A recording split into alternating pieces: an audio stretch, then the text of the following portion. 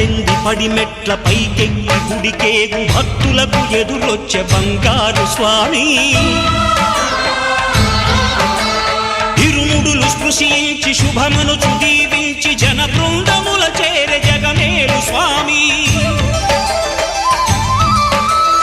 తన భక్తులొనరిల్చు తప్పులకు తడబడి ఒక పక్క ఒరిగెన ఓంకారమూర్తి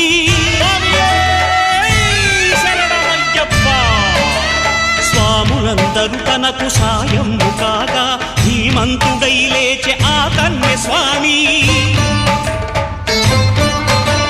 పట్టబంధము వీడి భక్తతతికై పరుగు పరుగున వచ్చే భూమిపైకి నరుడై